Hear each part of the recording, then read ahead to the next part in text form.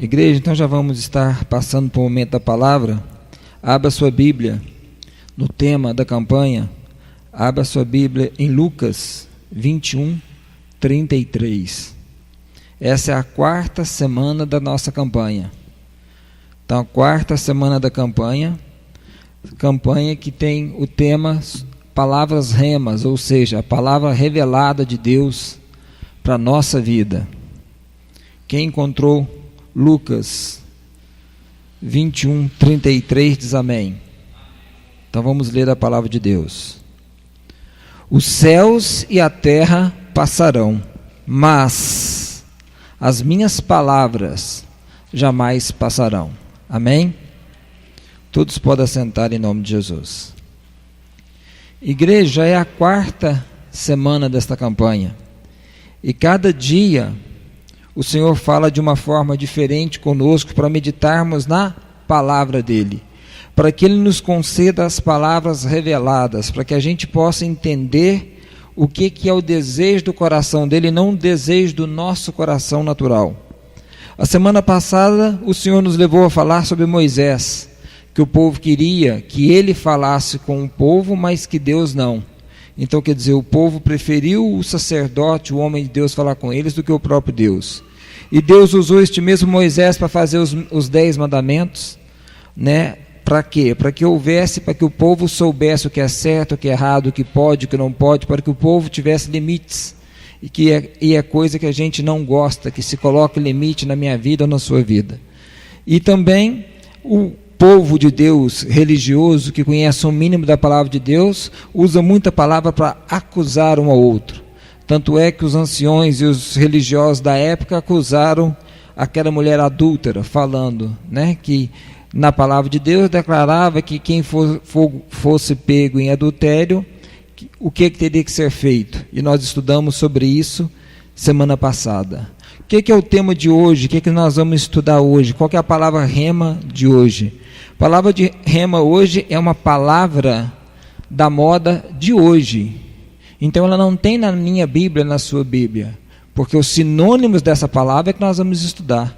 Mas Deus colocou no meu coração, eu trabalhando, Deus colocou para mim assim, falou assim, anota a palavra tal. Eu falei, Senhor, mas essa palavra não está nem na sua palavra. Falou, anota. Aí eu não estava em condições de anotar, mandei um áudio para o meu outro celular, para que eu não esquecesse o que Deus queria que nós estudássemos hoje. Hoje nós vamos falar sobre resiliência. É uma palavrazinha hoje da moda. Toda empresa, toda instituição, toda empresa grande usa muito essa palavra hoje. O que é resiliência? Resiliência quer dizer, e é um termo tirado da física, e isso era bom estar aqui para nos explicar, é o bispo, né, que era físico nuclear. Então, resiliência quer dizer elasticidade. É o quanto a gente suporta ser esticado e voltar para o nosso estado natural. Resiliência é isso. O que trata a resiliência? Nós temos que aprender a resistir, a suportar as adversidades. Por isso que muitos de nós não ficamos, porque nós não suportamos as lutas, as dificuldades, as afrontas, as transgressões. E nós pensamos que ser cristão, porque o irmão Humberto pensava assim. Eu pensei que quando eu batizasse ia ser só sombra e água fresca. Eu pensava que os meus problemas acabariam. Aí Deus falou, não, meu servo, quando você batiza, os seus problemas começam. É o inverso. Aí eu custei aprender com a palavra que eu estava começando na vida espiritual e não terminando. Então, quer dizer, resiliência é isso, o quanto a gente suporta a adversidade, o quanto que eu e você suporta pressão, o quanto que nós suportamos os estresses do dia a dia, o quanto que nós aguentamos estar tensos e manter o equilíbrio. Isso é resiliência, isso é o desejo de cada instituição para que o seu profissional tenha resiliência, ou seja, para que ele consiga suportar as pressões do dia a dia, para que ele consiga não sair do salto, não descer do prumo. Então isso que quer dizer resiliência. O que a palavra resiliência que está em moda hoje, pastor Humberto, tem a ver com a palavra de Deus? É isso que Deus colocou no nosso coração. Abra sua Bíblia, fique de pé para nós lermos. Abra sua Bíblia em 2 Reis 2. Segundo Reis 2, nós vamos ler do 1 ao 10. Vamos ver se essa passagem, os homens de Deus tiveram resiliência. Vamos ver se nesta passagem os homens de Deus suportaram as pressões. Se os homens de Deus encaixam no tema que Deus nos deu hoje. Segundo Reis 2, quem encontrou diz amém. Então vamos ler. Elias é elevado aos céus. Então vamos ler, do 1 ao 10. Quando o Senhor Deus levou Elias aos céus num redemoinho, diga redemoinho. Aconteceu o seguinte, Elias e Eliseu saíram de Gilgal, diga Gilgal. E no caminho deles, disse Elias, fique aqui, pois o Senhor me enviou a Betel, diga Betel. Elias, porém, disse, juro que pelo nome do Senhor e por toda a sua vida não te deixarei só. E eles foram juntos a Betel. Em Betel, os discípulos dos profetas foram falar com o profeta Eliseu e disseram, você, Eliseu, sabe que o seu Senhor vai levar o seu mestre, separando o seu mestre de você? Respondeu Eliseu, sim, eu sei, mas calai-vos. Então Elias disse, fique aqui, Eliseu, pois o Senhor me enviou a Jericó, diga Jericó. E ele me respondeu, juro pelo nome do Senhor e por toda a sua vida que não te deixarei só. E foram ambos a Jericó. Em Jericó, os discípulos dos profetas falaram novamente com Eliseu e lhe perguntaram, você sabe que o seu Senhor vai levar para os céus o seu mestre, separando ele de você? Respondeu Eliseu, sim, eu sei, mas calai-vos. Em seguida, Elias lhe disse, fique aqui, pois o Senhor me enviou ao Rio Jordão, diga Rio Jordão. E ele respondeu, juro-me pelo nome do Senhor e por toda a sua vida que não te deixarei só. Então partiram juntos. 50 discípulos dos profetas os acompanharam e ficaram olhando à distância. Quando Elias e Eliseu pararam à margem do Jordão. Então Elias tirou o seu manto, enrolou com ele e bateu nas águas, e as águas se dividiram, e os dois atravessaram em chão seco. Depois de atravessar o Rio Jordão, Elias disse para o teu servo Eliseu, o que posso fazer em seu favor antes que eu seja tomado de ti? Respondeu Eliseu, fazei de mim o principal herdeiro do teu espírito profético. Disse Elias, seu pedido é difícil, mas se você me vir quando eu for separado de você, terá o que pediu, do contrário, não será atendido. Diga amém. Diga glória a Deus. Podem sentar. Na maioria nas Bíblias de vocês está diferente da minha tradução. Elias disse para ele, pede o que quiseres, e ele falou, eu quero porção dobrada do teu espírito. Aí, se você ver, você receberá. E nós aprendemos aqui na casa de Deus com o nosso líder, que Elias fez 7 grandes milagres, e Eliseu fez o dobro. Então recebeu porção dobrada do Senhor. Então, o que o Senhor quer nos mostrar com essa passagem, sendo que Ele falou para nós muito forte de resiliência, ou seja, de suportar as lutas, as dificuldades, as pressões. Elias foi levado no céu num redemoinho. Então, o redemoinho é o momento que eu e você está passando por luta, por dificuldade, por pressão, por circunstâncias adversas. As nossas bênçãos, igreja, não duvide, as nossas bênçãos vêm nos momentos de adversidade. Deus só prova o meu caráter e o seu caráter quando a gente está passando por luta, por prova. O que adianta, a palavra fala, o que adianta eu orar para quem eu amo? Não vou receber galardão algum. Agora, se eu orar para aqueles que me amaldiçoam, aí eu receberei os galardões. Então, quer dizer, nós só receberemos as nossas bênçãos quando nós entendemos que nos momentos de luta, de dificuldade, de tribulação, que nós vamos vencer. Porque redemoinho é turbilhão de vento, e no ar, e nos rios e no mar. Então o redemoinho vem para destruir tudo. Então, quer dizer, quando a gente está passando por luta, por dificuldade, que você quer chutar o balde, é a hora que Deus está te entregando a bênção e a gente entrega os pontos. Por isso que eu costumo dizer, infelizmente, que o inimigo é um derrotado e é perseverante. Nós somos mais que vencedores e somos acomodados. Então nós só receberemos as nossas bênçãos quando nós suportarmos os redemoinhos. Todos nós temos as nossas lutas, dificuldade e tribulação. Só que se nós não formos resilientes, se nós não recebermos, de Deus esse tratamento, nós não seremos aprovados. Por isso que ele falou claramente para nós sermos resilientes, para nós perseverarmos nas lutas, porque Elias falou para o teu servo, fique aí que eu vou ter que ir a Gilgal. Nossa, o que quer dizer Gilgal? Gilgal é lugar de conserto. Gilgal é um lugar de tratar o meu caráter e o seu caráter. Gilgal é lugar que nós temos que nos livrar de toda vergonha que o inimigo nos colocou, de toda tristeza, de toda afronta. Deus trata isso no meu caráter, no seu caráter, em Gilgal. Só quando nós estamos deixando Deus tratar, que nós vamos amanhã receber alguma coisa. Se nós não aceitarmos tratamento, não receberemos as bênçãos. Deus tem que ver o que está no meu e no seu coração. Ele sonda para expurgar de nós o nosso melhor. Porque Deus expurga o nosso melhor quando nós estamos passando por luta. Porque se nós estivermos passando por luta e tivermos domínio próprio, Deus vai nos dar outro nível de unção. Se nós estivermos passando por luta e nós soltarmos os cachorros, como diz o ditado popular, Deus vai ver que nós não tivemos amadurecimento nenhum, nós vamos continuar sendo repetitivo e sendo derrotado na mesma prova.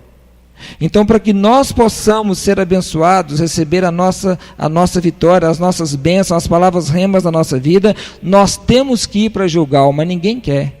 Todo mundo quer sombra e água fresca, quer ficar na sua zona de conforto, não quer confronto, que é só a zona de conforto. E Deus não usa os acomodados. Deus usa aqueles que querem pagar o preço. Então, para eu e você recebermos as nossas bênçãos, nós temos que sair da zona de conforto e ir para Gilgal. Para quê? Para Deus revelar para mim e para você o que ainda é vergonha para nós, o que ainda é tristeza, o que entristece a Deus. Eu lembro direitinho de uma vez em Belo Horizonte, Deus falou para mim que iria me usar. Eu falei, glória a Deus. Ele falou assim, mas vai doer demais, e doeu com força, porque ele mostrou para mim os meus defeitos, não o defeito do colega da esquerda ou da direita. Ele mostrou para mim as minhas deficiências no meu caráter. Aí dói. Então, para que Deus nos use, nós temos que permitir o tratamento de Deus. Nós temos que sair da zona de conforto e ir para Gilgal. Quem está entendendo diz amém. Só que Elias queria ir sozinho, queria poupar o seu servo. Eliseu, pode ficar aqui. Ele falou, jamais te abandonarei, irei contigo. Tudo bem. Aí eles saíram de Gilgal e foram para Betel. O que quer dizer Betel? A igreja sabe. Casa de Deus. Betel quer dizer casa de Deus. Lá é um local de encontro com Deus. Em Gilgal, Deus expurga de mim, de você, tudo que não presta. Agora em Betel é um encontro com Deus, é o nosso face a face com Deus. O povo de Israel no culto passado, na campanha passada de sexta, falou, fala Moisés conosco, mas Deus não. Então não quer confronto nenhum com Deus. Então, para nós recebermos a nossa bênção, nós temos que ir a Betel, nós temos que ter um confronto com Deus, porque nós temos um exemplo claro na Bíblia desse confronto. Jacó quer dizer o quê? O nome Jacó? Ladrão, suplantador. Aí esse cara teve um encontro com Deus, esse cara foi a Betel, lutou com o anjo até ele receber a bênção dele. O nome dele de ladrão, suplantador, foi mudado pelo anjo para quê? Israel. Israel quer dizer o quê? Príncipe de Deus. Então ele chegou, olha só, Jacó chegou em Betel como ladrão, saiu de Betel como príncipe. Então depende de mim e de você sermos abençoados. Se nós aceitarmos o confronto de Deus, o face a face com Deus, ele falar para nós, meu servo não faça mais isso, minha serva não haja assim, meu servo haja assado, vá em tal lugar ou não vá. Aí Deus vai nos moldar e vai passar a confiar cada dia mais em nós.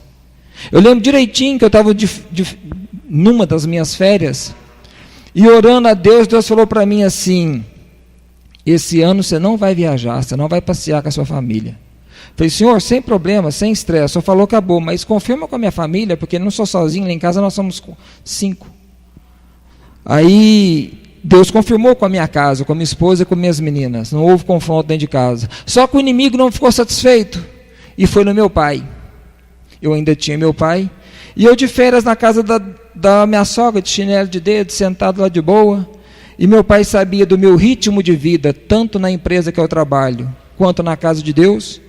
Chegou na casa da minha sogra e falou: meu filho, você está de férias, né? Tô, pai, estou alguns dias já de férias, está aqui para você, ó, passagem para você e para Rosângela, para Fortaleza, para vocês ir esse sábado e voltar no outro. Eu falei para ele assim: pai, quem está de férias?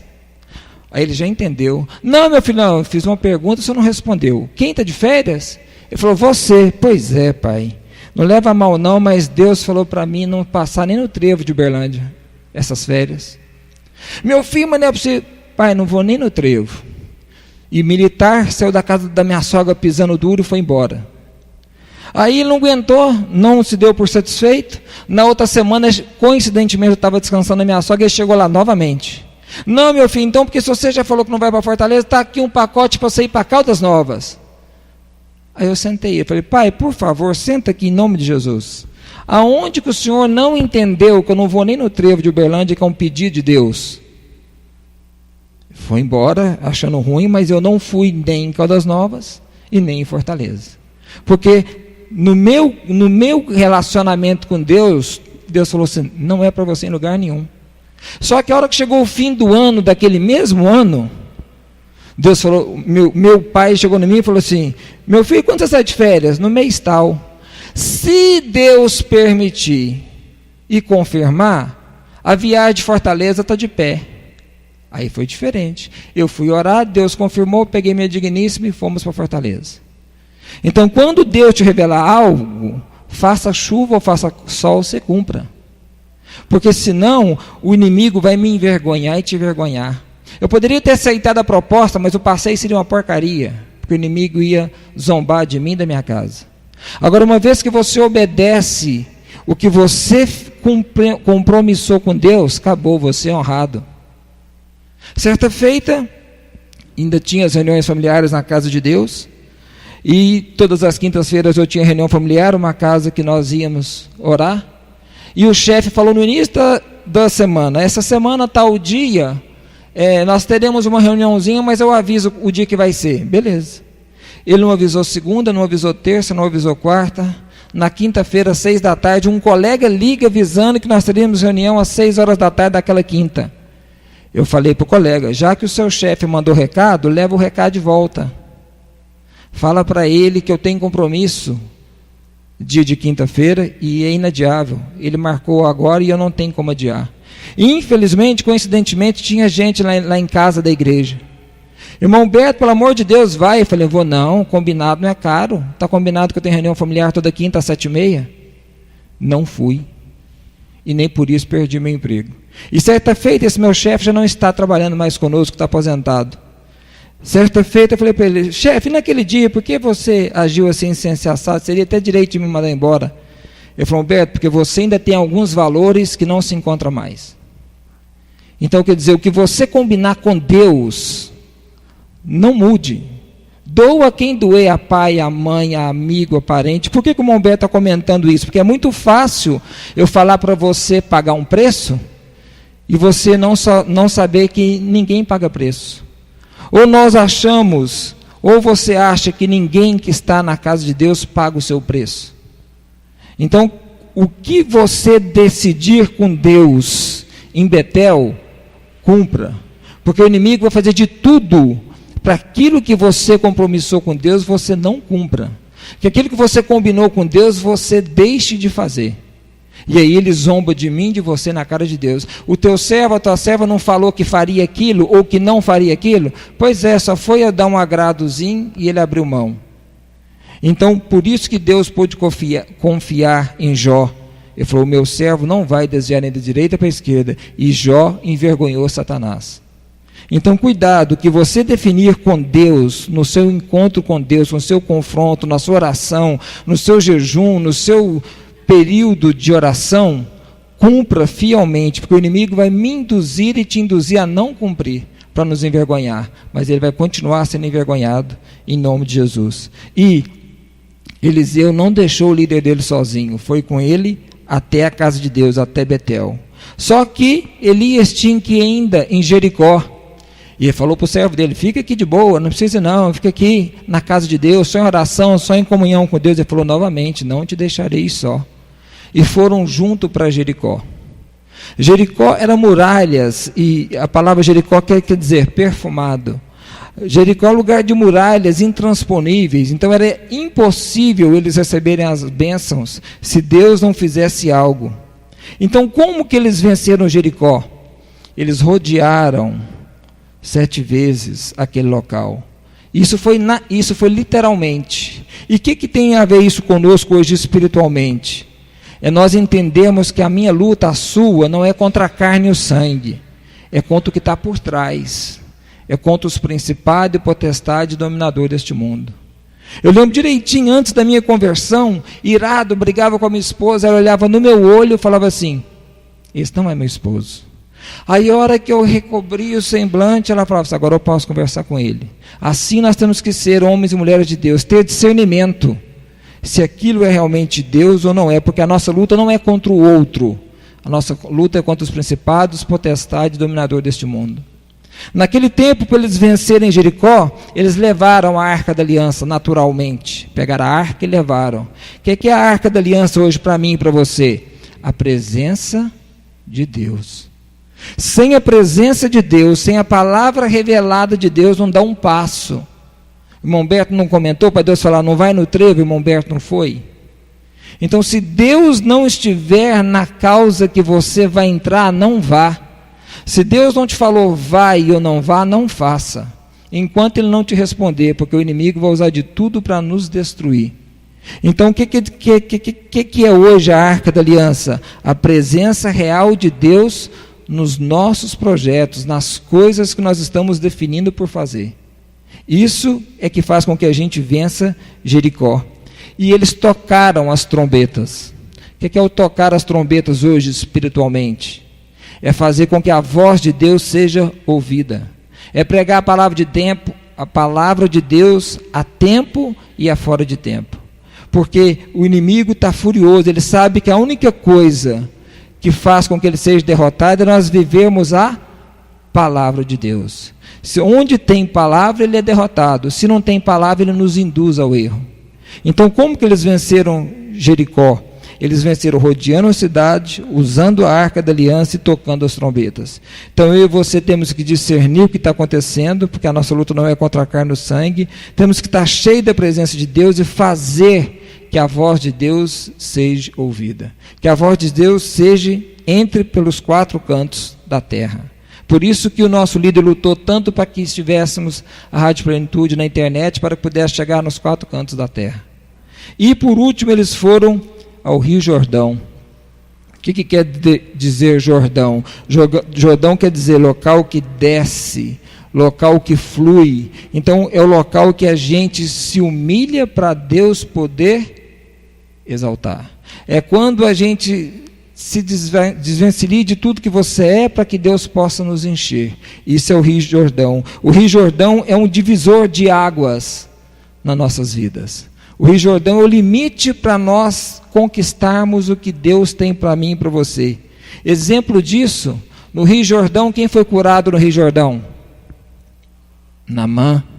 E Naamã chegou lá, olhou aquele rio pequenininho, de umas águas sujas, feias, falou: não vou entrar nesse rio aqui não. E lá em Damasco, nos rios Afana e Farfar, muito mais bonito que esse rio horroroso. Era um direito dele. Ele ia voltar para a terra dele como? Leproso. Mas o oficial dele falou para ele: meu senhor, que dificuldade tem o senhor descer 7 vezes como o profeta pediu? Nenhuma. Então desce, se não acontecer nada, não vai arrancar pedaço o senhor não. Ele desceu as 7 vezes no Rio Jordão e ele ficou curado. Então quer dizer, o Rio Jordão é local que a gente tem que se humilhar para receber a bênção. E mais importante, o que teve de mais importante no Rio Jordão na nossa Bíblia? Quem batizou no Rio Jordão? Jesus Cristo. E João Batista ainda tentou impedi-lo. Senhor, mas como é que eu vou te batizar? Eu que tenho que ser batizado por ti. E Jesus humildemente, o que diz para ele? Convém que seja feita dessa forma por enquanto. Então quer dizer, o Rio Jordão é o divisor de águas. Jesus antes e depois do batismo. Naamã, leproso e depois curado. Então, o Rio Jordão é divisor de águas na minha vida e na sua vida. Então, o que eu e você estamos fazendo para receber de Deus, as palavras reveladas para que se cumpram? Então, outro exemplo de resiliência na Bíblia, que nós falamos de Elias e Eliseu, e o que eles tiveram que passar para eles conquistarem. E Eliseu viu o seu mestre sendo ascendido aos céus e recebeu porção dobrada como ele pediu, como nós comentamos no início. Mas quem passou por uma resiliência profunda na Bíblia? Fique de pé e vamos ler Lucas 22.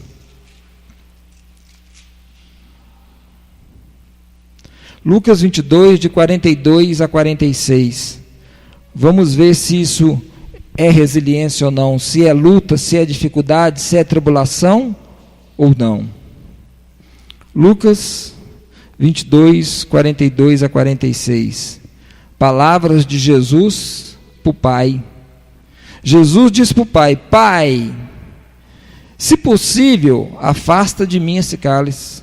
Contudo, não seja feita a minha vontade, mas a tua. Apareceu então um anjo do céu que fortalecia Jesus. Estando angustiado, ele orou ainda mais intensamente. E o suor de Jesus era como gotas de sangue que caíam no chão. Quando se levantou da oração, voltou aos discípulos e encontrou-os dormindo, dominados pela tristeza.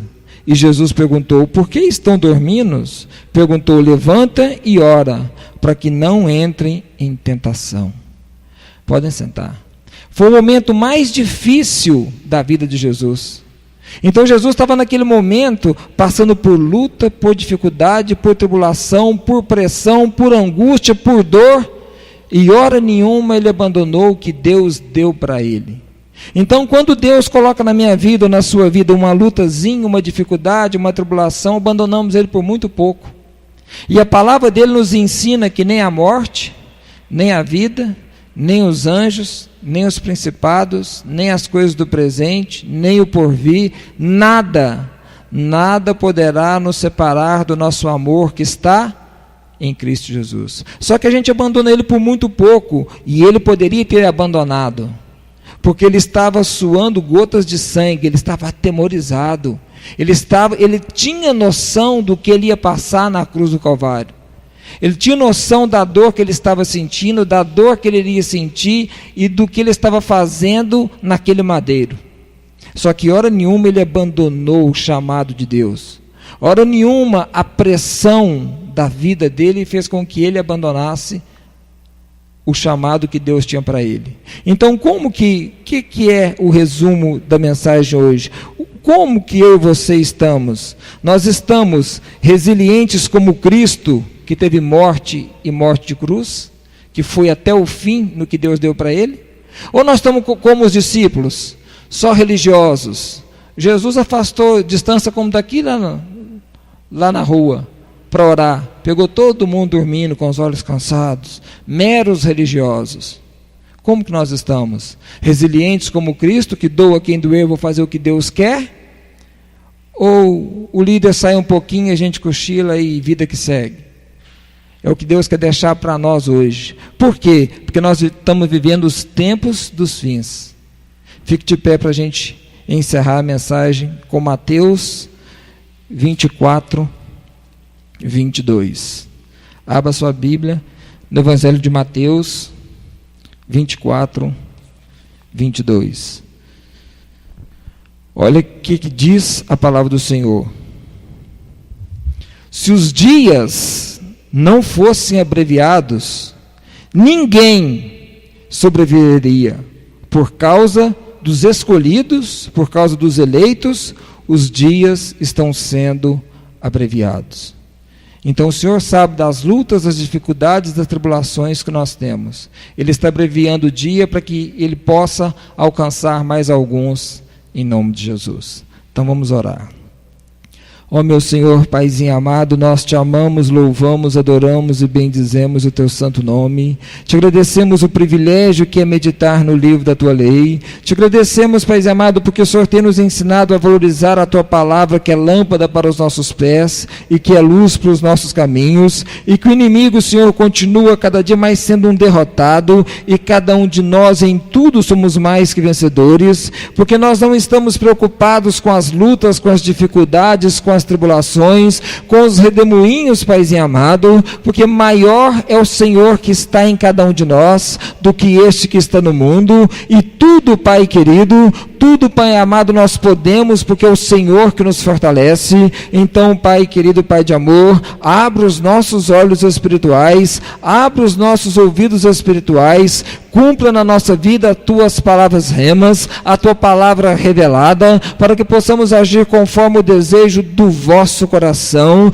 porque o coração do ser humano natural é enganoso. Então, meu Senhor, nos torne cada dia mais sensível à tua voz, nos torne cada dia mais resilientes, como, Paizinho amado, teus servos Elias, Eliseu, e como nosso Senhor e Salvador Jesus Cristo, que na sua oração, Paizinho amado, brotou, Senhor, gotas de sangue, porque o teu servo não podia morrer de derrame, o teu servo não podia morrer de AVC, o teu servo não podia morrer de parada cardíaca, mas ele tinha que cumprir o chamado dele, e ele foi perseverante até o fim, até morte e morte de cruz. Por isso que ele tem um nome que está acima de todo nome, e todo joelho vai dobrar e toda língua confessará que ele é o autor e consumador da nossa fé, ele que nos amou primeiro, porque o Pai nos amou de tal maneira que nos deu o teu Filho unigênito, para todo aquele que nele crê, não pereça, mas conquiste a vida eterna. Nós te amamos, te louvamos e te agradecemos. Amém. E graças a Deus. Igreja, vamos então estar entoando novamente o hino da campanha, para que nós possamos estar cada dia mais reparando na nossa fé, se estamos sendo realmente resilientes, se estamos perseverando em todas as áreas, profissional, espiritual, conjugal, familiar ou financeira, ou se nós estamos abatidos pelas coisinhas desta vida, porque maior é o que está em nós do que este que está no mundo. Então vamos estar adorando ao Senhor com hino, em nome de Jesus.